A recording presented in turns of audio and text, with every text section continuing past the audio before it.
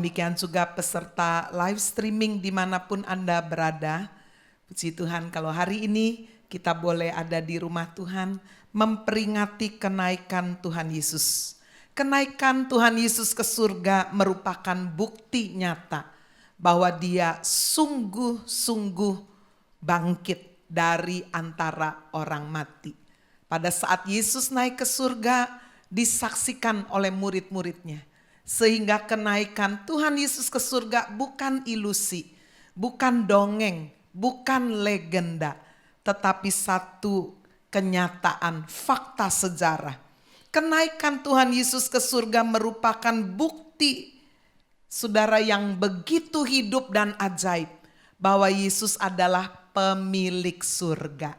Amin. Firman Tuhan berkata, pada mulanya adalah firman. Firman itu bersama dengan Allah. Firman itu adalah Allah. Dan bagaimana firman itu menjadi manusia, yaitu Kristus Yesus. Amin. Dia sekarang boleh kembali sudah kepada tempatnya dari mana dia berada. Itu sebabnya bagaimana kita bersikap secara tepat terhadap kenaikan Tuhan Yesus. Hari ini saya menyampaikan satu kebenaran firman dengan judul Attitudes on Ascension. Bagaimana sikap kita yang tepat, saudara, di dalam bereaksi, berespon terhadap kenaikan Tuhan Yesus. Mari kita melihat di dalam 1 Tesalonika pasal yang keempat, ayat 13 sampai dengan ayat 18. Kita akan lebih dahulu melihat di dalam 2 ayat pertama. 1 Tesalonika 4 ayat 13 sampai 14. Kedatangan Tuhan. Selanjutnya, kami tidak mau saudara-saudara bahwa kamu tidak mengetahui tentang mereka yang meninggal, supaya kamu jangan berduka cita seperti orang-orang lain yang tidak mempunyai pengharapan. Karena jikalau kita percaya bahwa Yesus telah mati dan telah bangkit, maka kita percaya juga bahwa mereka yang telah meninggal dalam Yesus akan dikumpulkan Allah bersama-sama dengan Dia. Kita yang percaya firman Tuhan kita berkata, amin. Firman Tuhan berkata, yang berbahagia itulah yang mendengar firman Tuhan, menyimpan di dalam hati dan dengan setia melakukan dalam hidup.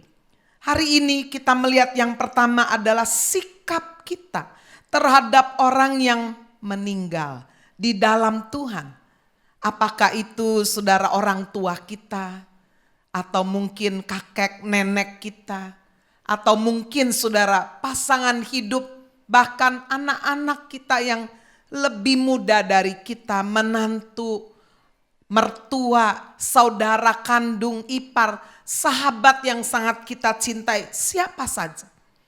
Bagaimana kita memberikan satu sikap terhadap mereka yang sudah meninggalkan kita. Saudara, firman Tuhan dari ayat 13 mengajak kita untuk dikatakan jangan berduka cita. Amin. Pastilah saudara ada kesedihan. Apalagi kalau saudara terus bersama-sama. Lalu tiba-tiba saja menyadari satu kenyataan. Waduh, dia udah ada di peti mati. Sudah ada di dalam kubur.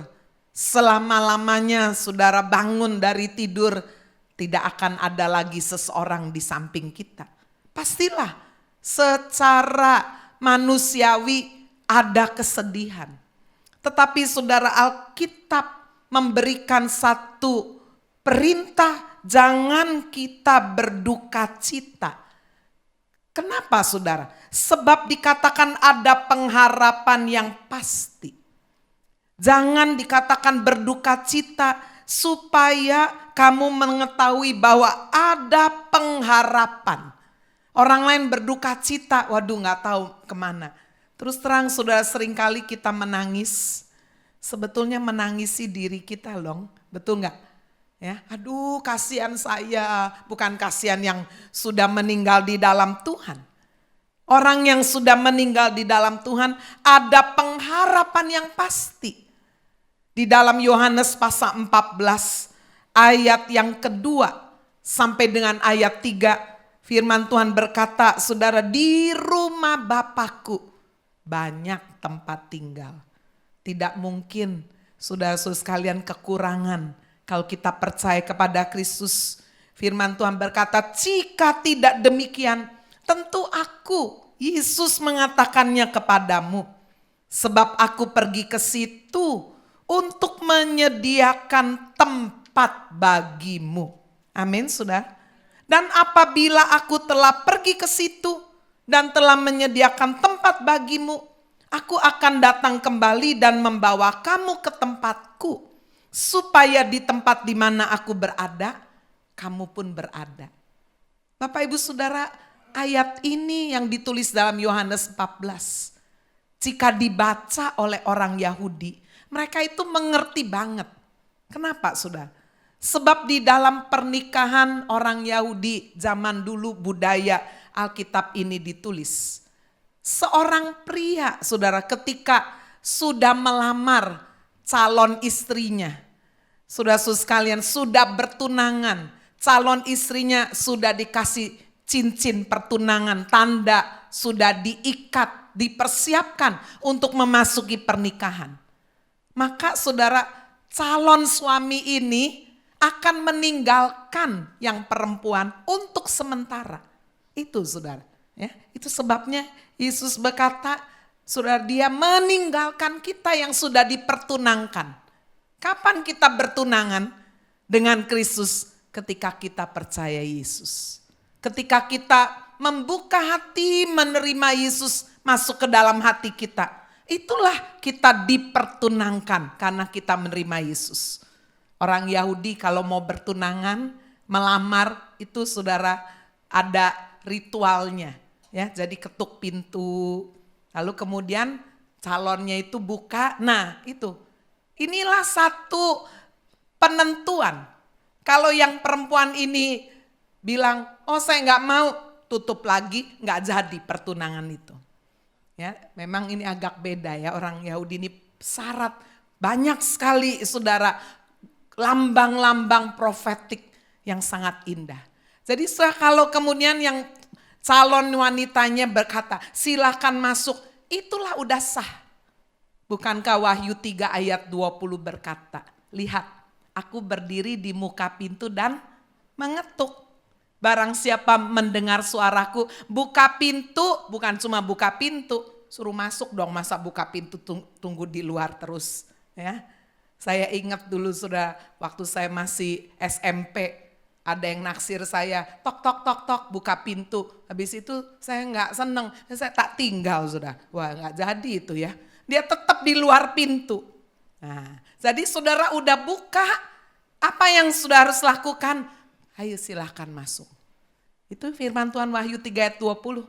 Barang siapa mendengar suaraku dan membuka pintu dan mempersilahkan masuk, aku akan makan bersama dia. Artinya apa?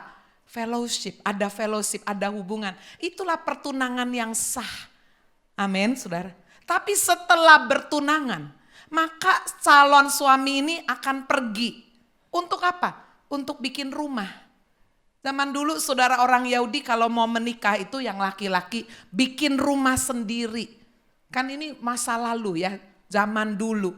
Nggak beli saudara, bikin. Dibantu saudara oleh orang-orang sekampungnya. Itu saudara, gotong royong. Jadi saudara, benar sekali apa yang dikatakan Yohanes 14. Aku akan pergi ke rumah Bapa menyediakan rumah. Buat siapa? Buat saudara dan saya, calon mempelainya. Amin. Sampai dia datang kembali, nanti kita akan lihat bagian yang akhir ya. Indah sekali. Jadi saudara, ini satu pengertian. Sang suami kita secara rohani ada di surga. Tapi sekaligus rohnya ada di dalam diri kita. Amin. Yesus ada di dalam diri kita. Dia ada di surga, saudara, untuk menyediakan rumah bagi kita. Itu sebabnya dikatakan apa? Jangan sedih, jangan berduka, ya. Sebab ada pengharapan yang pasti. Di rumah Bapakku banyak tempat tinggal.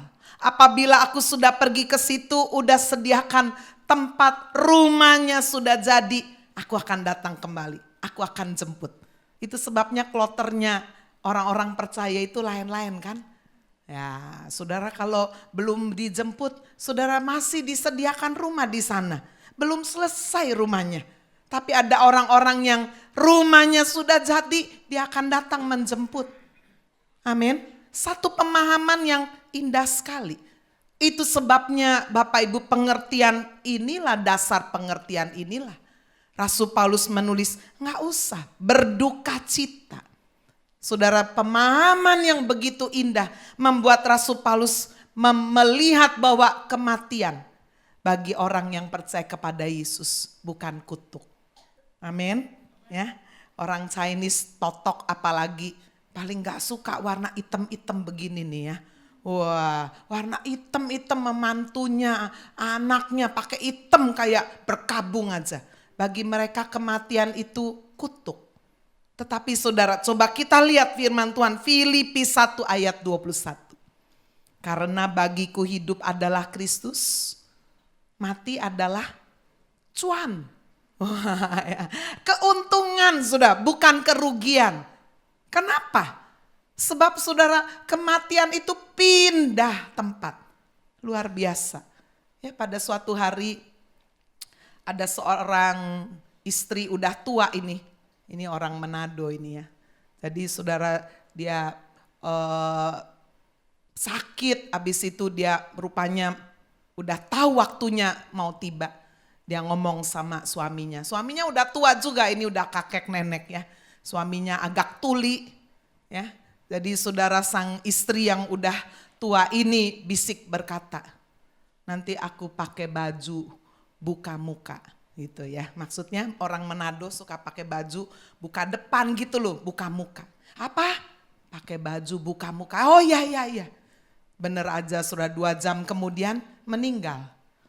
Lalu sudah sang kakek pesen anak-anaknya, ayo ini ibu pesen meninggalnya mau pakai baju pramuka. Oh, kaget semua. Yang bener, iya. Ya, pakai baju pramuka. Nggak salah, nenek rasanya nggak hobi pakai baju pramuka. Betul. Oh, jadi ini pesan terakhir ya, pesan terakhir ini kayak wasiat. Jadilah si nenek ini dipakein baju pramuka. Lengkap dengan topinya, lengkap dengan tongkat pramuka. Waduh, ini emblem-emblemnya. Jadi saudara, pendeta itu pada waktu memimpin ibadah penghiburan ya. Aduh, dia pingin ketawa. Waduh, nenek pakai baju pramuka. Selama memimpin ibadah kematian gak pernah saudara tutup peti nih. Dia lihat orang dikasih baju pramuka. Biasanya pakai baju putih gitu ya. Tapi Tuhan kasih hikmat. Saudara-saudara, hari ini Nenek Olga, sorry ya, ini cuma ambil nama aja. Nenek Olga sudah meninggalkan kemahnya yang lama. Itu sebabnya dia pakai baju pramuka. Dia siap berangkat ke tempat yang lain. Bongkar kemahnya, pergi ke tempat yang lain. Surga. Wah, semua tepuk tangan. Pinter juga pendeta ini khotbah ya. Wah, pakai baju buka muka. Dengernya pakai baju pramuka ya. Wah, jadi sudah betul juga kata firman Tuhan bahwa Rasul Paulus berkata apa? Aduh, aku ingin keluar dari kemah tubuh yang lama ini. Yang penuh dengan penderitaan. Ada sakit penyakit. Betul gak? Sudah udah tua, gak bisa enggak ya. Jadi apalagi perempuan-perempuan, aduh lutut pada sakit, bangun tidur ini pada kaku-kaku semua. Belum lagi kolesterol, jantung, apalah segala macam. Sudah ada penderitaan, ada masalah. Itu penderitaan fisik, belum lagi secara jiwa. Ada kekecewaan, kesel ya. Saudara rasa nggak dianggap, ditolak, dihianati dan sebagainya. Itu sebabnya Paulus berkata, aduh aku ingin keluar dari kemah tubuh yang lama ini. Mana yang aku harus pilih? Bagiku hidup adalah Kristus. Kalau hidup ini berbuah, berguna bagi orang lain, wah, inilah satu kehidupan yang indah sekali. Tapi kalau aku harus mati meninggalkan dunia ini, mati adalah keuntungan. Karena terlepas dari semua beban di dalam kemah tubuh yang lama ini. Amin, saudara. Itu sebabnya ini sikap yang pertama, jangan berduka terlalu berlebihan. Ya, saya baru aja beberapa waktu lalu ketemu sama teman lama saya dulu kuliah bahasa Jerman di Bandung. Ya, istrinya meninggal dunia, saudara, kurang lebih belum 1 tahun, ya hampir 1 tahun lah, belum 1 tahun, kena cancer. Dia nungguin, sudah mungkin sakit cukup lama ya, saudara-saudara sekalian, dan dia berkata, ini baru ketemu ngomong begini, 6 bulan pertama saya nggak bisa move on. Tiap buka lemari pakaian nangis, tiap buka lemari dapur, anak kan tinggal di Amerika ya, nangis. Tiap buka lemari yang bagian depan ambil baju dingin kalau musim dingin, nangis. Seperti ada di situ terus. Ya, saudara-saudara sekalian, dia bilang, aduh susah sekali ya, berat sekali. Tetapi sudah sebagai orang yang percaya kepada Yesus, dia punya satu komunitas, dia punya orang-orang yang mendoakan, mendorong dia, menghibur dia. Dia bilang, ya puji Tuhan, setelah 6 bulan saya buka lemari dapur, buka lemari pakaian, udah gak kaya dulu lagi. Karena apa? Karena janji Tuhan bahwa dia sudah bersama dengan Kristus. Amin. Sekarang kita melihat percaya kepada janji Tuhan. Itulah sikap yang kedua. 1 Tesalonika pasal 4 ayat 14. Karena jikalau kita percaya bahwa Yesus telah mati dan telah bangkit. Yesus mati, bangkit pada hari yang ketiga. Maka kita percaya juga bahwa mereka yang meninggal di dalam Yesus akan dikumpulkan Allah bersama dengan Dia. Wow, indah sekali. Saudara-saudara, itu sebabnya inilah sikap yang kedua, kita percaya janji Tuhan. Fakta bahwa Yesus sudah mati, tapi dia sudah bangkit kembali. Dia bukan cuma seorang pengajar yang baik, berbudi, saleh. Dia bukan cuma sekedar pengajar yang hebat, memukau pengajarannya. Dia juga bukan sekedar tabib penyembuh yang ajaib. Bukan hanya itu. Manusia bisa, tapi dia adalah Tuhan. Karena dia bisa mengalahkan maut. Hai maut, di mana sengatmu? Amin. Fakta bahwa Yesus telah mati dan bangkit. Saudara, mereka yang meninggal dalam Yesus dikatakan dikumpulkan bersama-sama dengan Tuhan. Siapa kita manusia? Kok bisa dikumpulkan bersama dengan Tuhan? Saudara-saudara sekalian, kita manusia adalah ciptaan terbuat dari debu. Sudah jatuh dalam dosa. Tetapi begitu besar kasih Allah, dia mau sudah menebus kita. Dia mau mengangkat dosa kita dengan dia sendiri yang menderita. Bandingkan dengan malaikat yang diciptakan oleh Yesus, oleh Tuhan. Lalu kemudian memberontak. Enggak ada kesempatan kedua.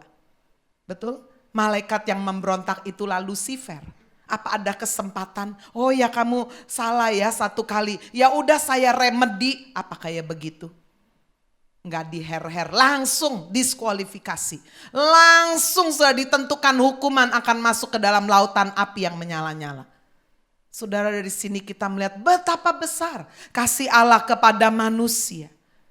Dikatakan, dijanjikan orang-orang yang meninggal di dalam Yesus, jelas sekali itu. Jikalau kita percaya bahwa Yesus yang telah mati dan telah bangkit, maka kita juga percaya bahwa mereka yang telah meninggal di dalam Yesus, di dalam iman kepada Yesus. Itu sebabnya jangan goyah iman kita. Manusia bisa mengecewakan saudara. Situasi bisa tidak berubah. Keadaan bisa tidak sesuai dengan keinginan kita. Kita kepinginnya lurus, mulus, semua baik-baik, sehat. Kalau bisa punya duit terus, happy terus gitu kan. Tetapi saudara, kejatuhan manusia di dalam dosa membuka begitu banyak pintu penderitaan. Tetapi firman Tuhan berkata, "Pak, kuatkan hatimu, sebab aku Yesus sudah mengalahkan dunia ini." Amin. Itu sebabnya mari saudara, kita percaya kalau saatnya tiba, kita yang meninggal di dalam Yesus akan dikumpulkan bersama dengan Dia. Coba kita lihat beberapa contoh di dalam Alkitab. Lazarus dibawa malaikat ke pangkuan Abraham. Siapa dia? Saudara, sebagian hidupnya dia habisi, dia sakit sehingga dia nggak bisa bekerja. Mungkin juga keluarga udah meninggalkan dia. Tapi dia punya iman kepada Mesias. Saudara, bagaimana dia menjalani sisa hidupnya yang penuh penderitaan, miskin, banyak sakit.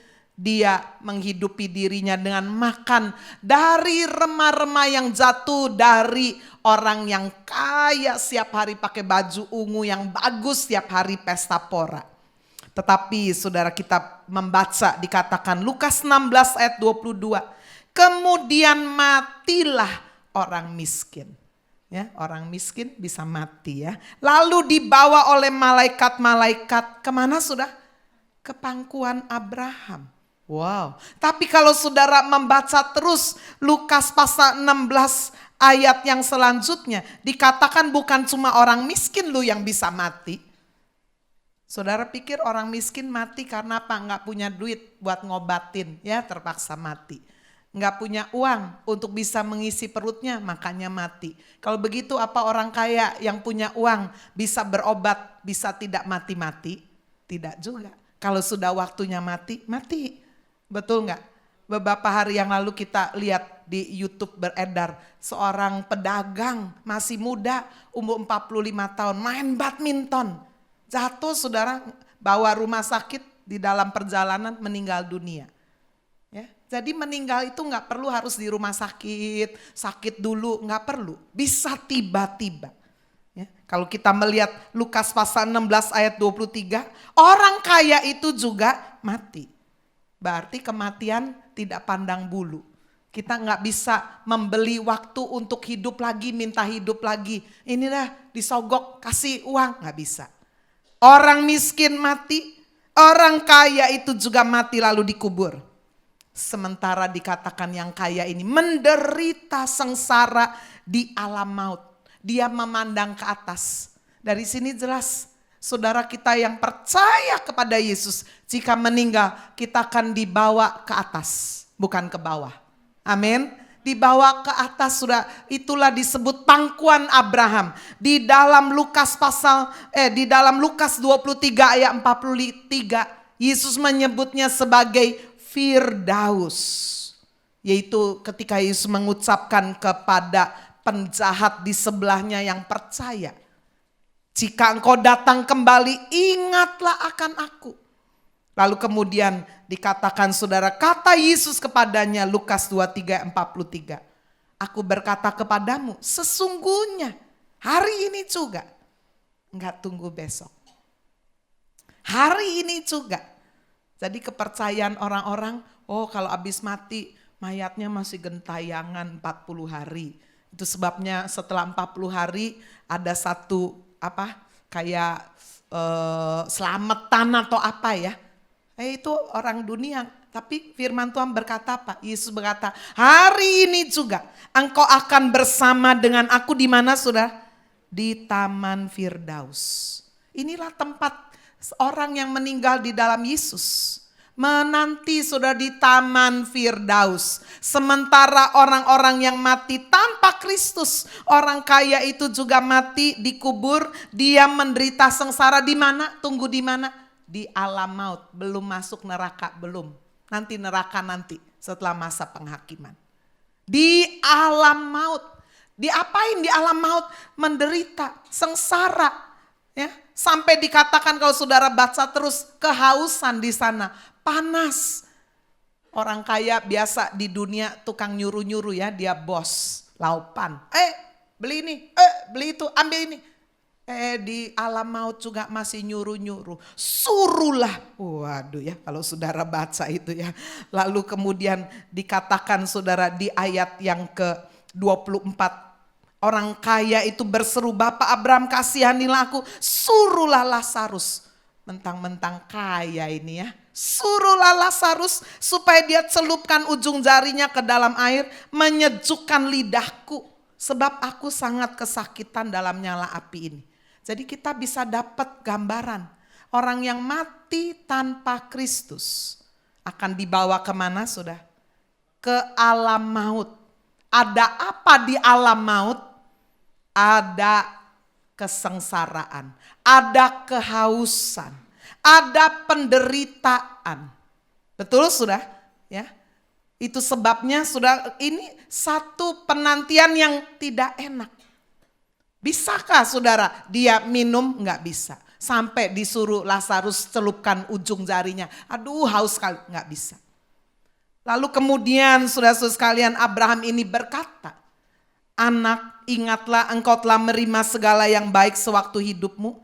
Sedangkan Lazarus segala yang buruk. Sekarang ia mendapat hiburan dan engkau sangat menderita. Kenapa enggak bisa suruh Lazarus di atas untuk ada di bawah? Ya, orang kaya ini. Sebab dikatakan ini sudah lihat ayat 26. Memberikan kepada kita pengertian.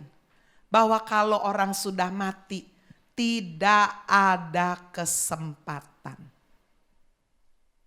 Ya, lihat saudara itu ayat 26.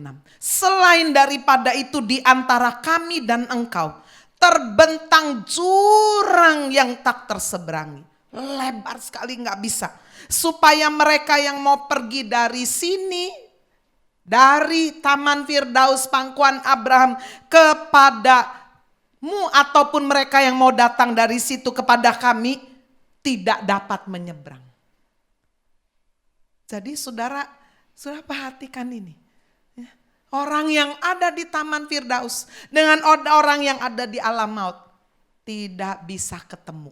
Cuma bisa lihat-lihatan. Sebab kan orang kaya ini kan bisa lihat. Aduh enaknya Lazarus duduk di pangkuan Abraham. Bagus banget tempat. Aku lu sengsara di sini api nih panas menderita haus. Aduh celupkan nggak bisa. Ada jurang yang lebar. Di alam maut tidak ada kesempatan kedua. Amin sudah. Itu sebabnya mengapa firman Tuhan itu mengingatkan kita terus menerus. Itu sebabnya juga kenapa iblis sangat ingin saudara menarik orang-orang itu untuk ada di alam maut yang penuh dengan penderitaan ini. Hari ini ketika kita melihat kebenaran ini, kita tahu bagaimana kita bersikap terhadap orang-orang yang meninggal di dalam Kristus. Kita nggak usah ngandolin terus. Sampai ada orang saudara ya begitu cintanya nggak dikubur, mayatnya dibiarin sampai orang lewat bau busuk apa ini? Waduh nggak taunya ya mungkin saking cintanya ya sama mayatnya pun ditaruh. Bapak Ibu Saudara, orang yang sudah mati tubuhnya busuk. Ya, kalau dikubur digigit oleh ulat dan yang lain. Udah gak ada artinya lagi. Amin. Tapi ada rohnya itu yang keluar. Kemana dia keluar? Di mana? Kalau dia percaya kepada Yesus, kata firman Tuhan, dia akan kembali bersama-sama dengan Tuhan. Amin. Hiburkanlah itu. Wow, luar biasa sekali. Saya pernah melayani di kota Semarang. Seorang bapak saudara ya belum percaya kepada Yesus. Tapi dia punya anak laki paling kecil. Dari sejak kecil disekolahkan di sekolah Kristen. Percaya Yesus sungguh-sungguh. Dia ngajar sekolah minggu. Dia ikut jadi singer. Dia juga bisa main musik. Dia aktif di anak-anak muda. Aduh pokoknya anak ini baik sekali. Satu kali saudara nggak tahu kena apa, virus apa, mati mendadak. Waduh, ayah ini sekali ya histeris, nggak bisa terima. Karena anaknya ini bukan cuma di gereja seorang yang sangat rohani, baik, tapi di sekolah juga pinter luar biasa. Di rumah nggak pernah nyusahin orang tua. Jadi ini anak benar-benar saudara, anak ajaib gitu, baik semuanya. Jadi dia berkata, kenapa anak saya begitu baik kok dia pulang begitu cepat. Tuhan itu gak adil. Sudah karena anaknya Kristen sungguh-sungguh, jadi papanya suruh pendeta pembinanya ini ngurusin semua penguburan, pemakaman, ibadah penghiburan. Pada saat saudara berada di ibadah penghiburan itulah Tuhan itu bisa bicara sama dia. Kamu sedih ya? Iya sedih banget. Tapi kamu udah gak mungkin ketemu sama dia. Ya, dia udah mati. Kecuali kalau kamu memiliki jalan yang sama. Ya, kalau kamu dari kota Solo mau ke Yogyakarta, kamu harus lewat kota kecil namanya Kertasura. Betul ya? Jadi saya dengar cerita bapak ini soalnya. Oh gitu, iya itu loh ada suara tuh begitu. Kamu masa bisa dari Solo ke Jogja atau Jogja Solo enggak lewat Kertasura? Kalau kamu mau ketemu anakmu, kamu harus lewati jalan anakmu yang sama selama hidup. Wih, jalan yang sama yang dijalani, dilewati oleh anaknya. Jalan melalui apa? Melalui Yesus. Itulah yang membuat ayah ini karena saking cinta sama anaknya. Pingin ketemu lagi di alam yang lain. Saudara harus lewat jalan yang sama. Jadi dia bilang, Bu Agnes saya gak diinjili sapa-sapa tuh, saya gak bisa. Tapi kematian anak saya membuka satu pemahaman yang baru itu Tuhan bicara saya. Hari itu juga setelah pemakaman saya minta dilayani. Minggu depan saya minta dibaptis. Sampai akhirnya dia ikut melayani Tuhan. Luar biasa. Anaknya sudah menjadi satu korban. Betul sudah? Supaya papanya juga bisa menerima Yesus. Sekarang saudara, mari kita melihat yang kedua. Kalau tadi adalah sikap terhadap orang yang meninggal di dalam Tuhan. Yang kedua adalah sikap kita. Kita sendiri nih yang masih hidup mesti bersikap apa? Mari kita melihat 1 Tesalonika pasal 4. Kembali pembacaan kita tadi. Ayat yang ke-15 sampai ayat 18. Ini kami katakan kepadamu dengan firman Tuhan. Kita yang hidup yang masih tinggal sampai kedatangan Tuhan, sekali-kali tidak akan mendahului mereka yang telah meninggal.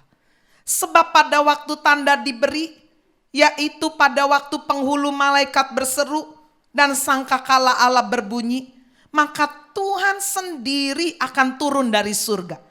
Dan mereka yang mati dalam Kristus akan lebih dahulu bangkit.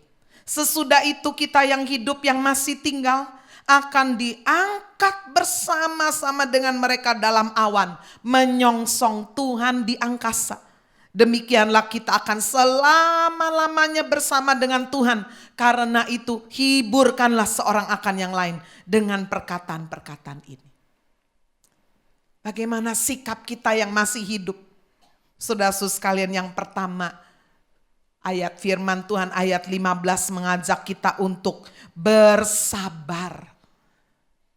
Kita tidak akan mendahului yang meninggal. Artinya apa? Pada zaman itu saudara ada kebimbangan bahwa orang yang sudah meninggal lebih dulu nanti waktu Tuhan Yesus datang kembali menjemput orang-orang percaya, ini kan udah mati, gak bisa hadir. Itu ketakutan mereka. Makanya mereka bimbang, ini gimana ini saudara-saudara keluarga kita yang sudah meninggal dalam Kristus. Nanti waktu dia datang, jangan-jangan dia gak dibangkitkan. Gitu sudah pemikirannya, kan sudah mati secara fisik. Makanya saudara firman Tuhan ini ditulis, Rasul Paulus menulis ini. Katakan, ya, dikatakan, aku katakan dengan firman, kita yang hidup yang masih tinggal sampai kedatangan Tuhan sekali-kali tidak akan mendahului yang telah meninggal. Maksudnya apa? Yang mati di dalam Kristus, waktu Yesus datang kembali sudah atas awan-awan, akan lebih dahulu bangkit. Amin. Itu sebabnya orang Kristen sedapat mungkin. Kalau meninggal ya dikuburlah sudah, sedapat mungkin. Ya. Tapi kalau nggak mungkin gimana, apalagi tinggal di negara-negara yang kuburan mahal banget ya. Ya udahlah, nggak bisa, harus dikubur. Waduh, ya udah. Tapi sedapat mungkin bisa dikubur-kubur. Ada kebangkitan. Siapa lebih dulu dikatakan yang mati dalam Kristus lebih dahulu akan bangkit. Lihat. Sebab pada waktu tanda diberi, yaitu pada waktu penghulu malaikat berseru dan sangkakala Allah berbunyi, maka Tuhan sendiri akan turun dari surga dan mereka yang mati dalam Kristus akan lebih dulu bangkit. Wow. Jadi saudara, orang yang meninggal dalam Kristus akan ada kloter pertama. Aduh Bu, matinya udah lama. Iya udah jadi tulang, nggak apa-apa. Aduh Bu, dia matinya di pesawat terbang itu nggak tahu. Sampai sekarang jenazahnya nggak ketemu. Allah Maha Kuasa, dia bisa saudara. Waduh, dia matinya tenggelam, nggak tahu di mana. Betul nggak saudara? Wah, dia matinya dimakan binatang buas, nggak ada bekasnya. Tidak ada yang mustahil. Amin saudara. Karena yang penting adalah rohnya dibangkitkan. Yang mati dalam Kristus lebih dahulu bangkit. Sebelumnya dikatakan ada tanda diberi. Penghulu malaikat berseru. Sangkakala Allah berbunyi. Apa sih maksudnya? Apakah kemudian kita akan dengar trompetnya segede apa ya? Kalau diperdengarkan. Ini bukan sesuatu yang fisik. Beberapa waktu yang lalu kita dengar ya satu tanda-tanda alam.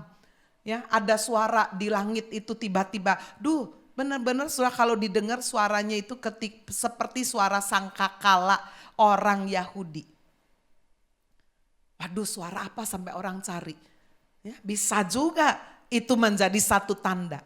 Tapi saya percaya tanda yang Tuhan berikan dicatat dalam Alkitab. Coba kita lihat Lukas pasal 17. Ayat 26 sampai 30. Dan sama seperti terjadi pada zaman Nuh, demikian pula halnya kelak pada hari-hari anak manusia. Mereka makan, minum, mereka kawin, dikawinkan sampai pada hari Nuh masuk ke dalam bahtera. Lalu datanglah air bah membinasakan mereka semua. Demikian juga seperti yang terjadi zaman Lot. Mereka makan, minum, membeli, menjual, menanam, membangun. Tetapi pada hari Lot pergi keluar dari Sodom, turunlah hujan api dan hujan belerang dari langit membinasakan mereka semua. Lihat ayat 30, cluenya ada di sini. Demikianlah halnya kelak pada hari di mana anak manusia menyatakan diri. Inilah tanda yang Tuhan ingin Bapak, Ibu, Saudara dan saya ini perhatikan. Tanda dikatakan seperti pada zaman Nuh. Orang-orang sibuk makan, minum. Coba bisnis apa sih lebih menguntungkan dari makan, minum? Kalau laris sudah ya, dapat duitnya cash lu. Betul nggak? Nggak pakai kredit-kredit, ngangsur-ngangsur, cash dapatnya. Kata orang yang bisnis makanan, paling sedikit itu bisnis makanan itu untungnya 100%. Coba bayangin sih, saudara kalau beli kopi zaman dulu loh, saya gak usah sebut lah ya. Mau aja 50.000, nasi pecel aja 10.000 bisa ya. Kopi lu gak bikin kenyang. Belum lagi nanti cake-nya 20.000, 30.000. Duduk di situ aja cuma ngopi sama makan kue udah mau 100.000. Kok ya mau aja tuh, laris juga, buka franchise di mana-mana. Betul sudah, orang makan dan minum. Coba lihat saudara, kalau sudah belajar seni menyediakan makanan, piringnya gede. Ini ya apa, makanannya cuili gitu. Ya, udangnya cuma satu, ditataki roti gitu, terus dikasih cret, guyonan ta ini. Berapa ini? 75.000 appetizer. Makan apa ini ya? Nasi pecel sudah 15.000 warak sudah ya. Ini zaman sekarang orang makan dan minum. Betul nggak sudah? Makan itu ada apa? Masak itu ada seninya. Itu seninya yang mahal itu, digulung-gulung. Waduh, di perut itu lu nggak kerasa mana. Wis nyampur aduk semuanya. Betul? Ya. Nanti saudara sup pertama kalau fine dining, nanti appetizer macam-macam. Sebelum masuk main course makanan utama dikasih dulu itu sorbet. Oh sorbet, pakai gelas kucuili gelasnya. Supaya nggak enek katanya. Habis itu baru mau makan daging kayak ayam. Aduh cuili-cuili, irisan tipis-tipis. Ya. Sudah, kalau kita sing biasa, mana nasinya? Oh ini enggak pakai nasi. Waduh, pulang makan supermie lagi. Sudah ya nggak warak ini. Makan dan minum, sudah lihat. Ya, sudah mau makan berapa aja ada. Ya, masa akhir, orang kawin mengawinkan. Ini bisnis yang juga menguntungkan. Jadi saudara mau belajar bisnis berhikmat, ya inilah. Urusan makan minum, urusan kawin mengawin, ya. Jadi IO lah, bikin bunga lah, ngurusin apalah, tempatnya lah, apa aja lah yang urusan, baju lah apa, urusan itu ya. Firman Tuhan berkata, masa akhir lihat tandanya. Makan, minum, kawin, mengawinkan, trading, ya, membeli, menjual, menanam, membangun. Apalagi dengan tanda kita lihat di zaman Lot. Ya, di mana di situ terjadi dosa apa saudara? Homoseksual. Bukankah LGBT sekarang ini sedang naik daun? Luar biasa. Seluruh region daerah wilayah Amerika sudah menyatakan setuju. Wow, saudara, bukankah ini tanda ini sedang kita lihat? Sedang ada di zaman ini. Itu sebabnya firman Tuhan berkata waktu tanda diberi, kita udah ada tandanya. Bulan jadi merah, sudah kita lihat juga. Kita itu sedang hidup benar-benar pada masa kapan saja anytime mempelai kita itu bisa datang kembali. Amin. Semua sudah lihat, sudah selesai. Saudara lihat tanda di Israel? Ya, saya ngomong sama Bapak, kita 14 Mei ada apa nih ya? Ya kita lihat aja nggak ada apa-apa ya oke, ada apa-apa ya nggak tahu.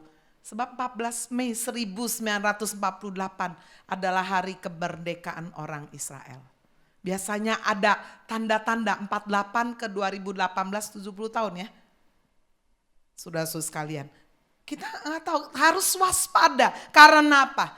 Karena tanda-tanda yang diberi sudah sangat jelas.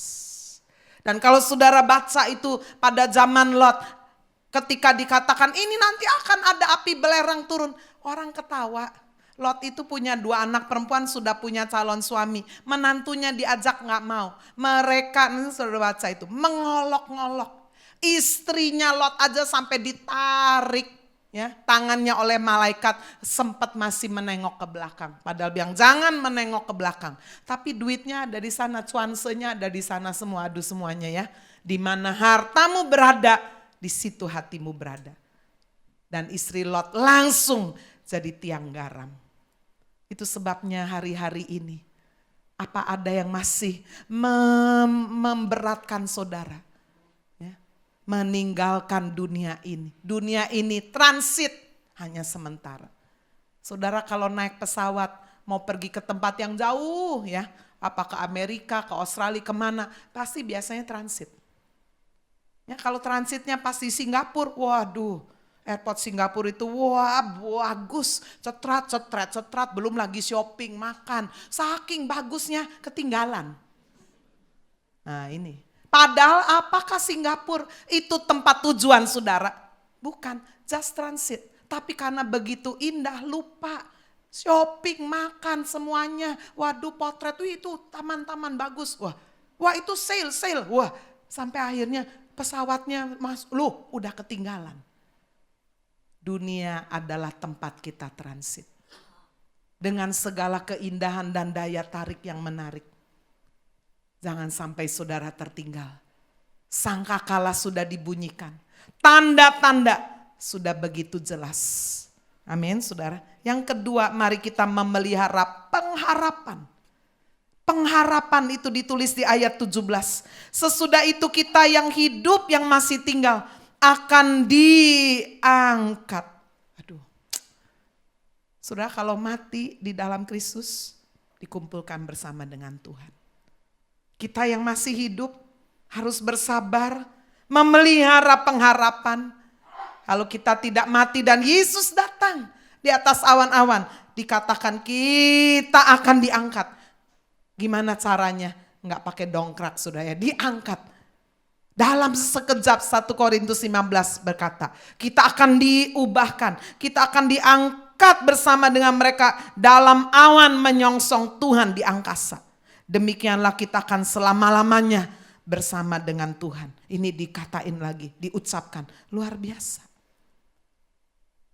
Saudara-saudara sekalian, itu sebabnya pengharapan kita sebagai anak-anak Tuhan. Hari ini kita memperingati kenaikan Tuhan Yesus. Amin. Dia terangkat disaksikan oleh murid-muridnya, Kisah Rasul pasal 1. Lalu malaikatnya menegur, jangan lihat terus ke atas. Dia akan datang kembali dengan cara yang sama. Artinya Pak, dia akan datang kembali di atas awan-awan. Mengangkat kita, rapture. Dan kita akan selama-lamanya bersama dengan Tuhan. Amin saudara. Apa yang akan terjadi setelah pertemuan itu? Tadi kan saudara tunangan ketuk pintu, kita buka pintu masuk ke dalam hati. Dia akan pergi sementara. Untuk apa tadi? Menyediakan rumah. Kalau rumahnya sudah jadi saat perkawinan, sudah dipersiapkan. Lihat sudah, kita akan dibawa masuk dalam perkawinan anak domba. Aduh indah sekali. Wahyu 19 ayat yang ke-7. Wahyu pasal 19 ayat 7. Marilah kita bersukaria dan bersorak-sorai dan memuliakan Dia. Karena hari perkawinan anak domba telah tiba. Pengantinnya telah siap sedia. Amin. Wow. Saudara, kita yang masih ada di dunia sudah bertunangan dengan Kristus. Saudara, kalau sudah bertunangan, jangan bercumbu sama orang lain, enggak setia namanya. Ya. Pernah ada yang sudah bertunangan karena yang laki ngelihat, yang perempuan kok masih pergi sama laki lain. Wah, putus saudara pertunangannya, enggak jadi kawin.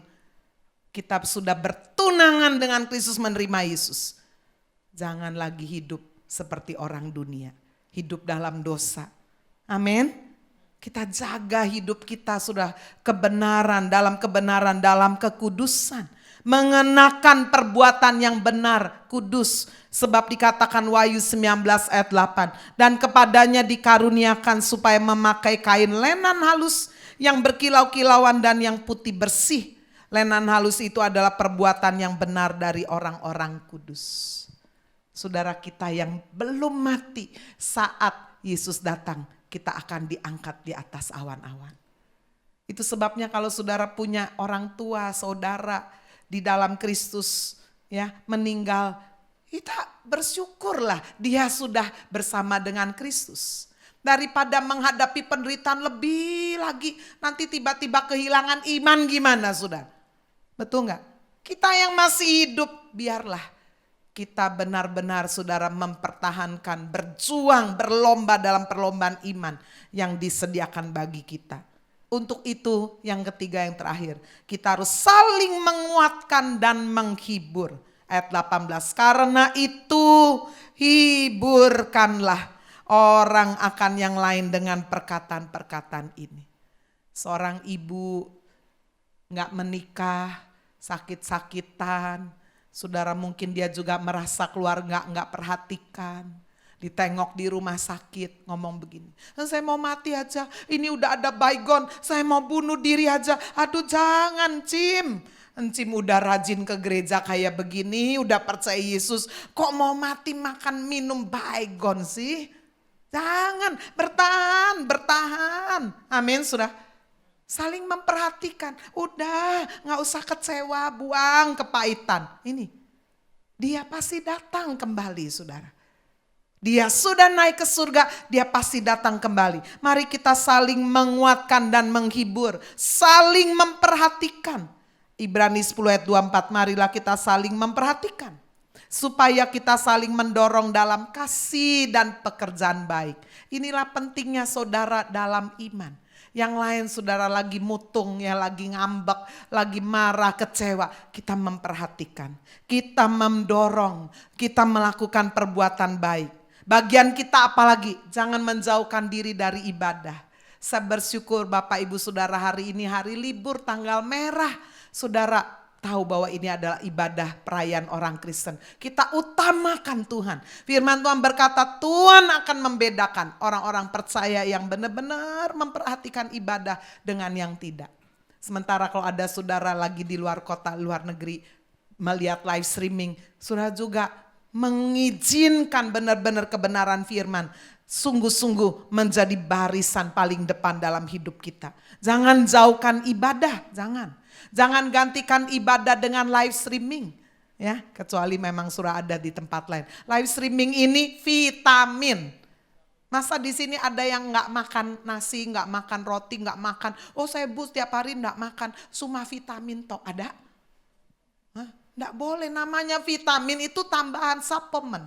Oh kenapa nggak ke gereja lagi? Sudah ada live streaming. Aku nggak ke gereja lagi, ngirit. Nggak usah kolektor, nggak usah ganti baju, bisa nonton live streaming sampai makan kacang, kerupuk lah. Loh, ya itu, jangan saudara. Live streaming itu vitamin, amin ya. Happy Family sudah ada televisi saudara, HFC TV ya lewat gadget. Saudara bisa lihat itu hampir di hari-hari yang lain ada firman Tuhan yang disampaikan. Apa yang kita harus lakukan? Saling menasehati. Karena itu nasihatilah seorang akan yang lain, saling membangun. Dan yang terakhir, mari kita menegur mereka yang hidupnya enggak tertib, hidupnya terbuai dosa.